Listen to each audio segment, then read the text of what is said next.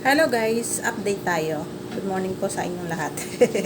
Kumusta na po kayo? At ngayon lang po ako makapag-real estate. Share ko lang po. Kahapon, niyaya ko ni partner na bumili kami ng bigas. Bumiyahe kami. Kasama namin si Bulinggit. Tatlo kami. Nagmotor lang kami pumunta doon sa aming suki sa bilihan ng bigas. Ngayon, nung pagdating namin doon, abay, nagulat ako, tinanong ko si kuya. Sabi ko, kuya, magkano na yung bigas na binibili namin dito? Sabi niya, ano ho yun? Ay, yung, ano po, yung dinurado, yung Super Angelica. Sabi niya, sabi niya, 1,000, ano daw, 1,000, magkano yun? 320. Nagulat ako. Sabi ko, grabe naman yun, kuya, bakit ganun kamahal?